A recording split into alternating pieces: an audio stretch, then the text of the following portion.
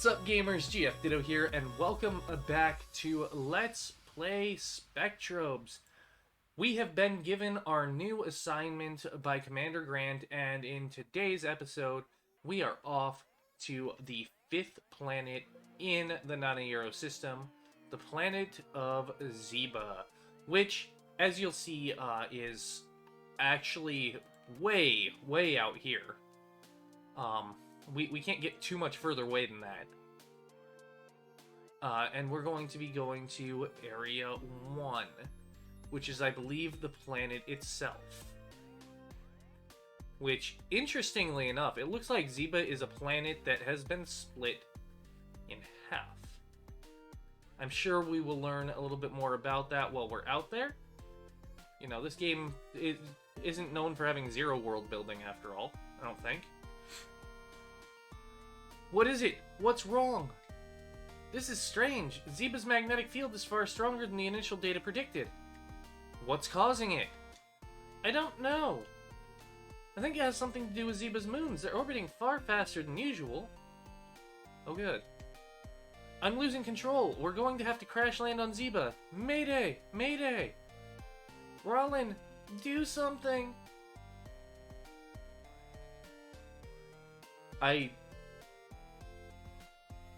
Okay.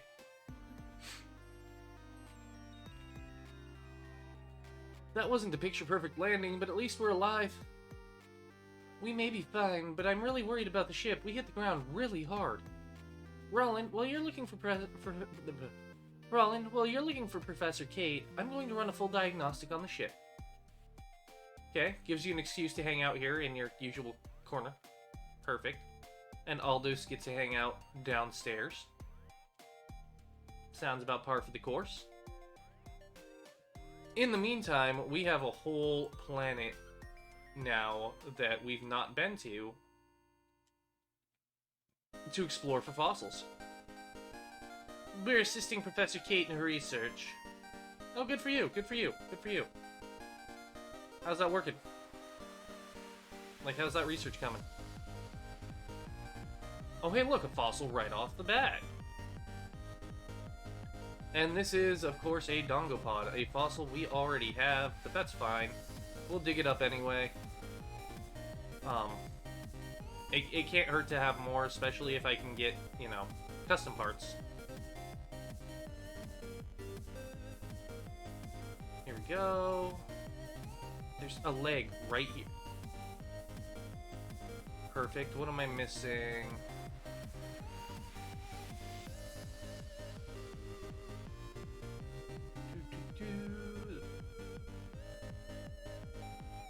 Okay, Oh.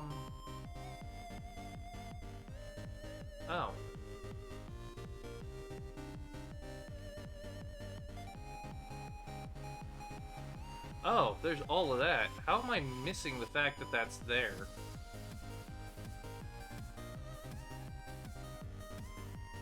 Like, I'm also not getting the custom parts for this. I'm taking too long. So for the custom parts, I believe there's a time limit as well as a damage limit. Because, like, the damage limit is fine here.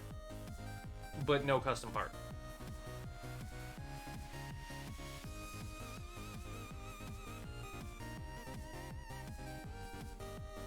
Now, this planet is also infested by the Krull. We're going to be seeing them probably very soon.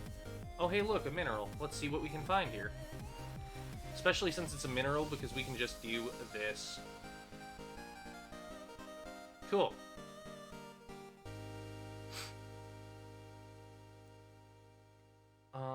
Wait.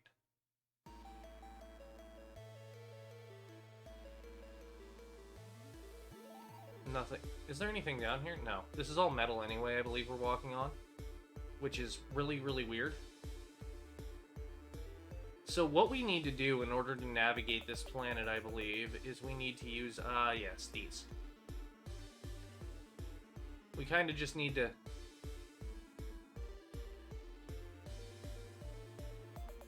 Because this planet has a giant crater in it. Oh, good. Yep, we're seeing Krull vortexes. Oh, another thing I wanted to do for this episode. I want to show off a couple more of our Spectrobes because otherwise it's really just going to be Fencer and Mace dealing with the rest of this this game. So let's take a look at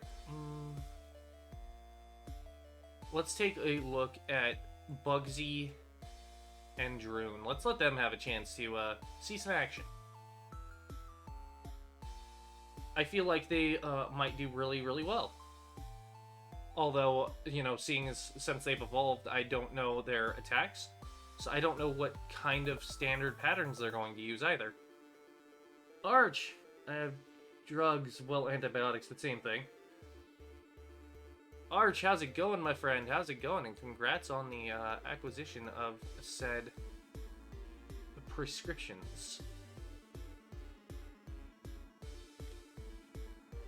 I'm happy you're getting the treatment you need. Okay, so Kate's out here somewhere. This is one of her assistants. Professor Kate is researching the ancient civilization that once flourished in this star system. Okay. And that has to do with the situation here now? How? Alright, let's try out these Spectrobes. Okay, first things first. I'm just gonna, yeah. Oh, Bugsy fires 3 shots.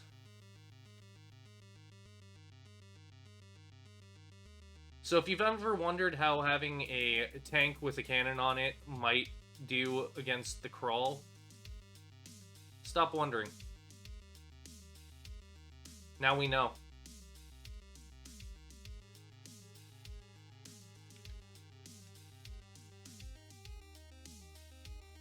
Okay, you're ranged as well, but that's fine.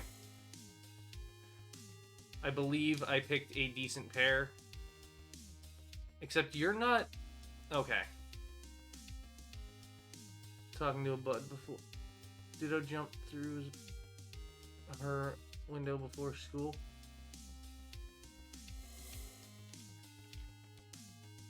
So what happened is Windows decided to update. There we go.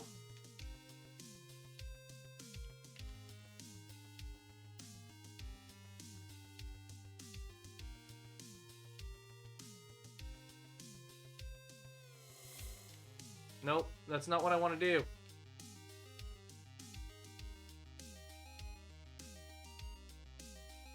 I aimed that wrong. This crawl being where it's located where it's at is actually proving to be really hard on me. Because I'm having trouble hitting it.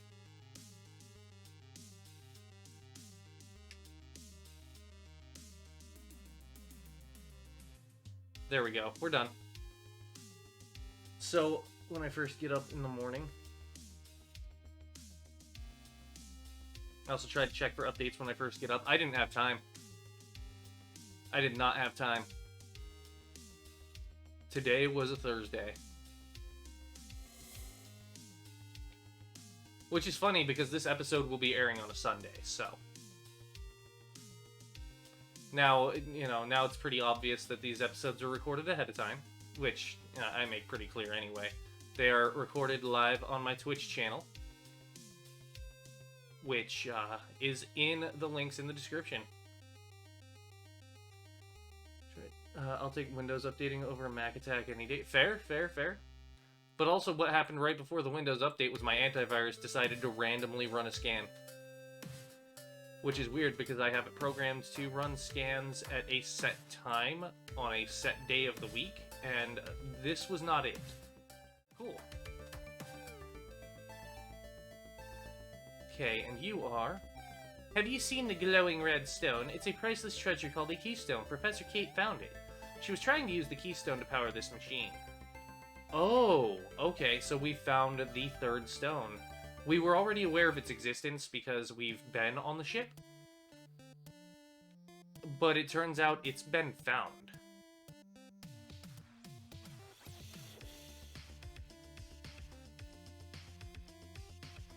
Now, what does that mean for us? Not a whole lot. Not a whole lot.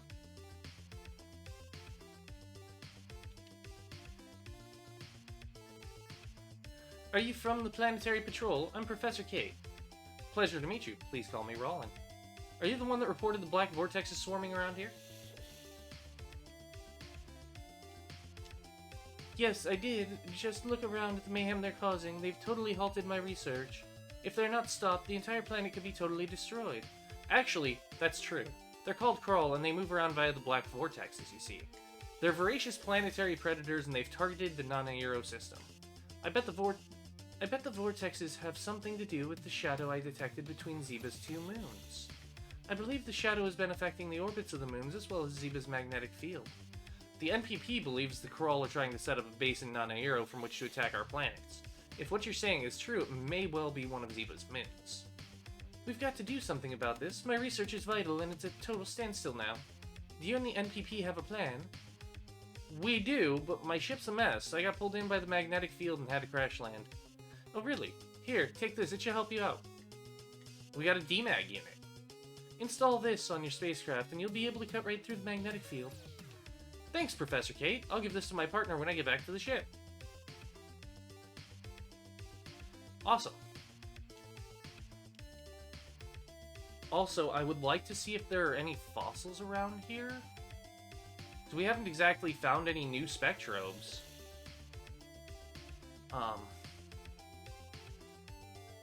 Yeah. So I'm thinking there should be something. We can't, it's not... In this game, each new planet does have new fossils. They have some repeating ones as well, but new fossils are made available on every planet. I'm just gonna grab these real quick, because it never hurts to have some of these. And there are 2 fossils here, so the likelihood is that there will be something new. Ooh, Zircon! Very nice, very nice, very nice, and we didn't even have to try. Alright. So what we have here is actually a Kasupod, which I do believe is new to us. Which is great news. Great news. And we've excavated most of it. I'm not seeing anything overly special.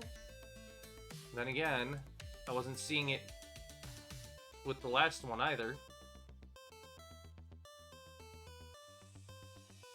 And we're going to take it. No damage done, and 80% Minergy and a custom part. We'll take that. Okay.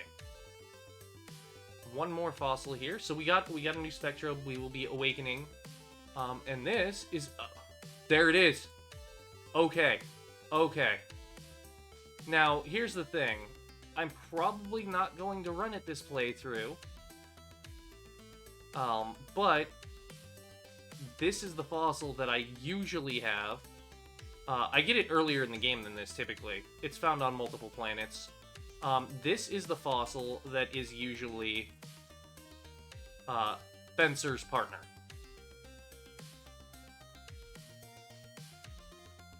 %. This is a grill pod.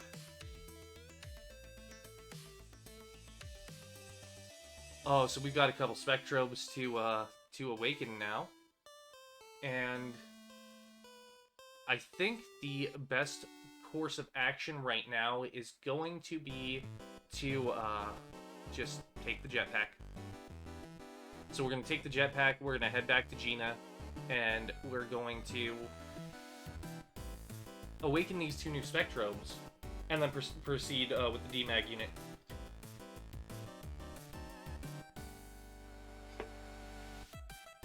Alright. We definitely always, every chance you get, stop by here and heal up. Always stop and do the heal. It takes just a few seconds, and it's totally worth it.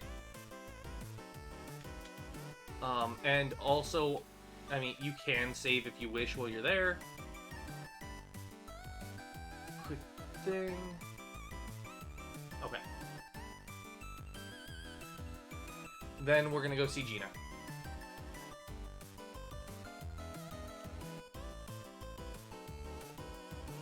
Gina, check out this DMAG unit that Professor Kate gave us. Let me see. Wow, this is amazing. I've never seen a DMAG unit this powerful before. I'll try to install it right away. If it works properly, we might just be able to take off. Perfect. the spacecraft has been improved. That did it. We're good to go. Alright, so we are off. We are able to take off and leave Zeba now. Unfortunately, we're not going to be doing that. We are going to be going to Zeba's Area 2.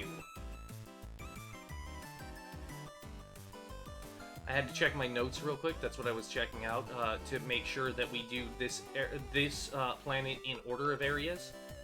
Typically speaking, because in Nessa it goes 1, 3, 2. And you don't ever even have to see 2 on Nessa.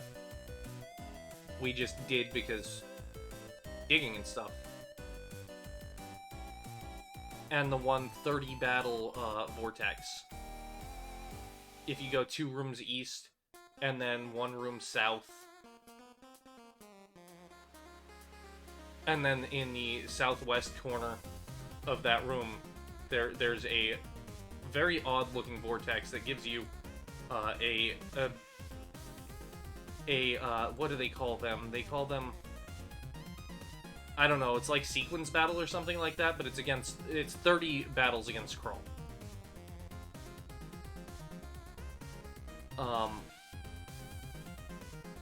Wow, this place is,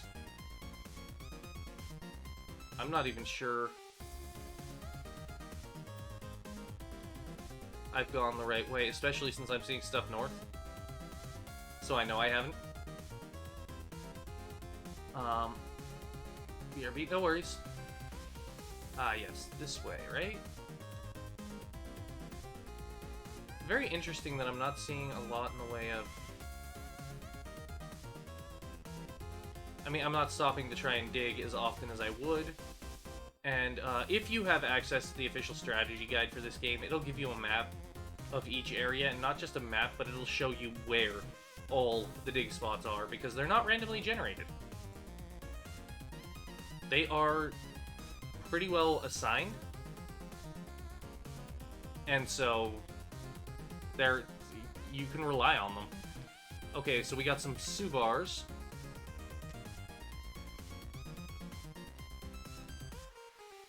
Oh, they have a lot of health. This shouldn't be a big deal. Until they hit Roland for 87 points of damage. Then it becomes a big deal.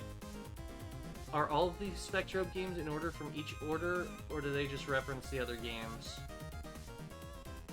What do you mean? Do you mean are they like direct sequels? Because yes.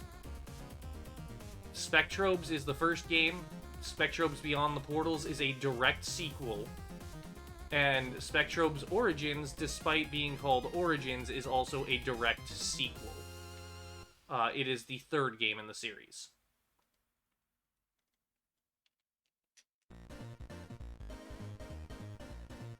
So for the best continuity in the storyline, I would recommend playing them in order.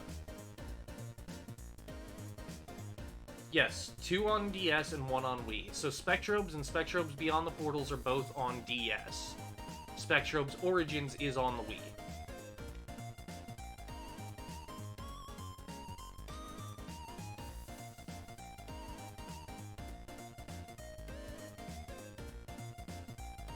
So they decided to move from handheld to console for the third game.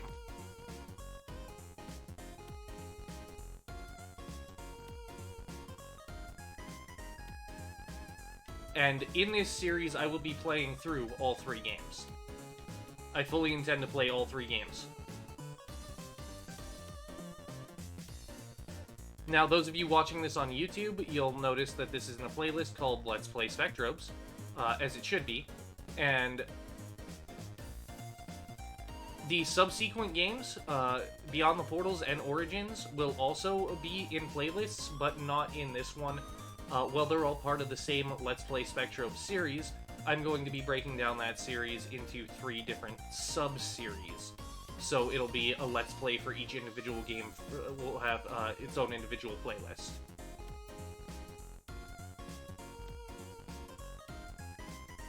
Okay, so this is a Kappa Cube. I feel like this one would would be Gary's favorite. Simply because Kappa. Alright, dig it up nice and clean, nice and smooth. I don't believe I have this one already. And I did really well on it. I mean, it took some damage, but it's fine. Okay, so we are now trying to find something. It is a specific something, mind you. But we're trying to figure out what's going on Zeba. So I'm going to try and come this way.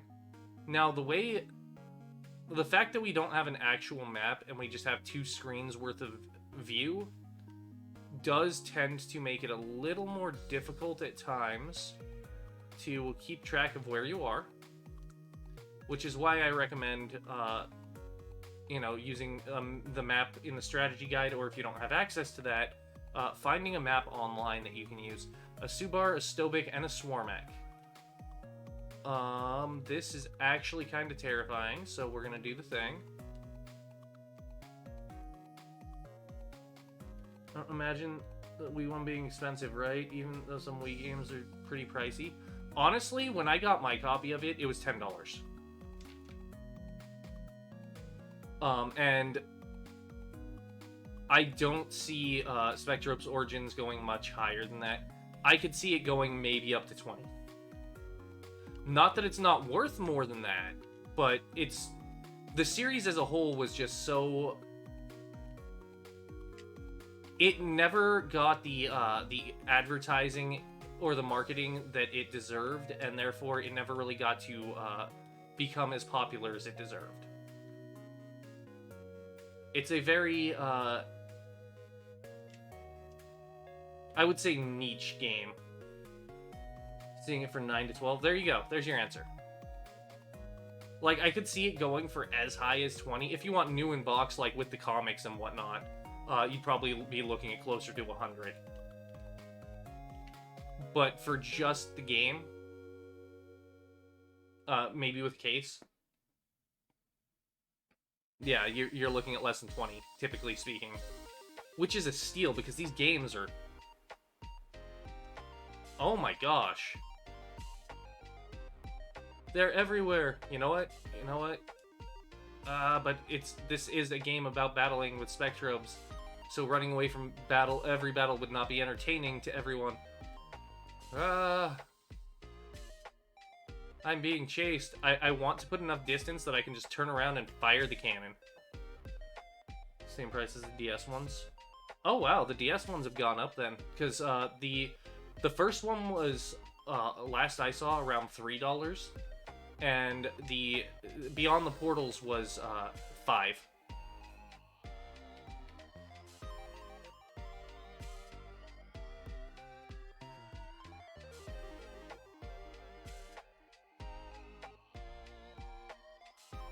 I tell you what, though, if it wasn't for the incubator requirements for the time requirements for the incubator, I could probably fairly easily do speedruns of this game.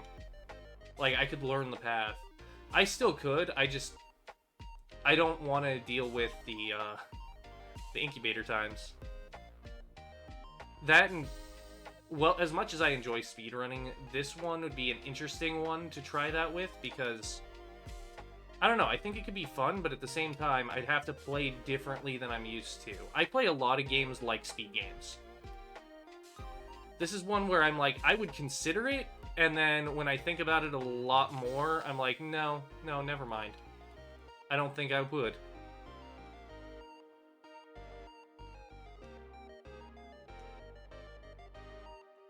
Around 30 for the whole trilogy? Yeah, thereabouts. Which, honestly, not bad at all, especially for games this good. Okay, Arch has become a mime with a Guardian Bell. I'm a mime!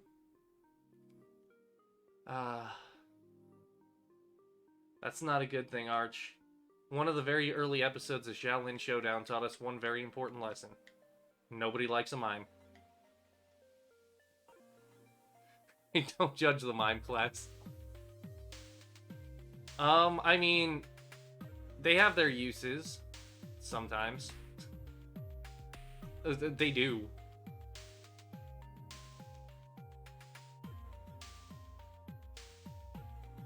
Can I go this way? Yes, I can go this way. Oh, dear Lord, what am I looking at up here? I think I want to play it safe. And mine, well, don't get trapped in an invisible box, right? I think I want to play it safe, and I'm going to change my battle set. Depending on the game, they're like gods, like Go-Go and FF6. He can use everyone's skills. I mean, I wouldn't call anybody in FF6 a god, exactly. But some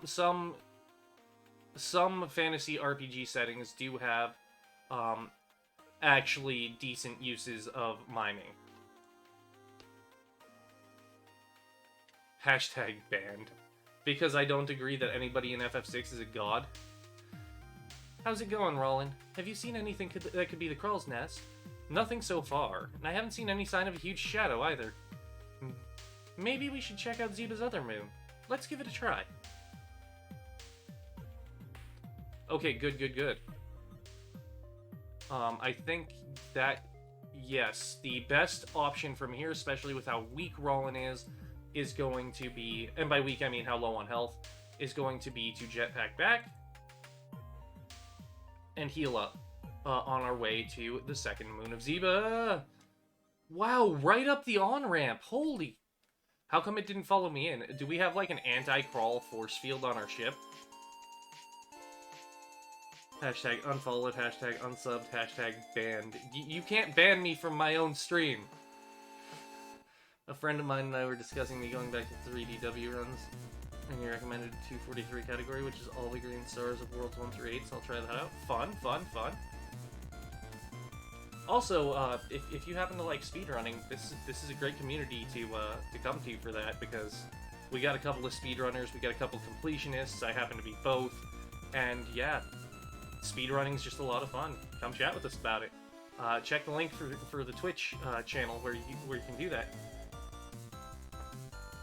But I will say this is actually a perfect place to end off this episode. In the next one, we will head off to the other moon of Zeba and check it out, look into what could be going on there. So I want to thank you for watching. If you like this sort of content, please be sure to slay that like button. That tells the YouTube algorithm that more people need to see this video, or at least that you think they do, and it'll push it out as recommended to more people. It's immensely helpful to the channel, and I sincerely appreciate when you take a moment to do that. So if you do enjoy this content, please be sure to take a quick moment and slay that like button for me. Then while you're there, if you haven't done so already, consider subscribing to the channel, and then ring that bell for notifications so you can be among the first to know when I have a new video go live. Check the links in the description below for all the cool things that I do, including the Twitch channel where this series has been recorded live. And then if you feel so inclined, feel free to drop by the comment section and let me know your thoughts on speedrunning and on Spectrobes, this series, anything you want actually. And if you feel like just leaving a comment to help out the channel and boost the algorithm, but you can't think of anything to say, just say something like, Arch thinks strawberries are gross. Leave that as a comment. That'll work. Once again, thank you for watching, and I will see you in the next one. Bye!